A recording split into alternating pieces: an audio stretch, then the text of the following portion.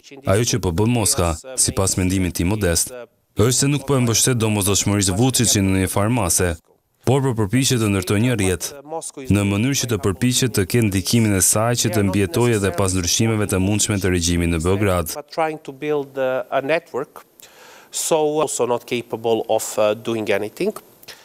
Ata nuk kanë kapacitet për këtë, dhe këto shoqëri janë të lodhura, por unë ende nuk po e nënvlerësoj rrezikun e dhunës më të lokalizuar, dhe mendoj se nuk mund të flasim për krizën që ka të bëjë me të gjithë Kosovën, por mendoj se patjetër që mundemi, nëse nuk ka përpjekje serioze për të çaktivizuar atë,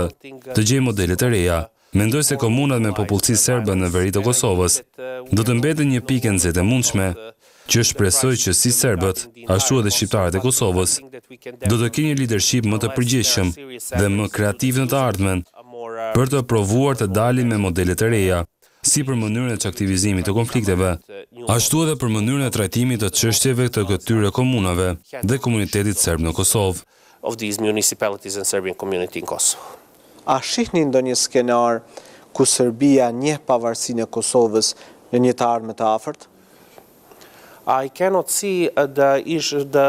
Për të qenë brutalisht i sinqert, ky proces negociatash nuk ka të bëjë me statusin e Kosovës.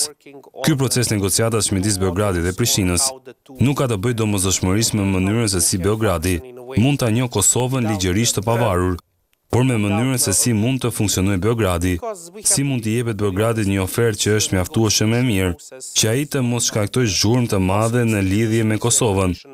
Mendoj se me pak fjalë, kjo është sigurisht thelbi i procesit negociator, gjetja diçka që është mjaftueshëm e mirë në Beograd.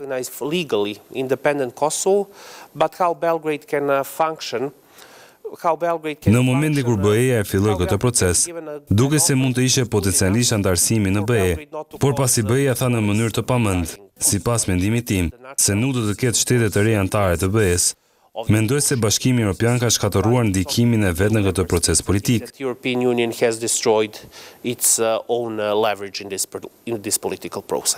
Jemi 26 vite pas luftës në Kosovë. A jeni optimist se mund të ketë një paqe të qëndrueshme dhe të përhershme në Ballkanin Perëndimor?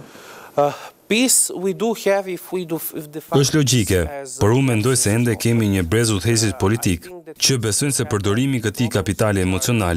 dhe këtyre frustimeve për të fituar pushtet e për të rritur profilin e tyre politik është diçka që e mban hapur këtë plagë. Dhe sigurisht që ende kemi çështje të tjera,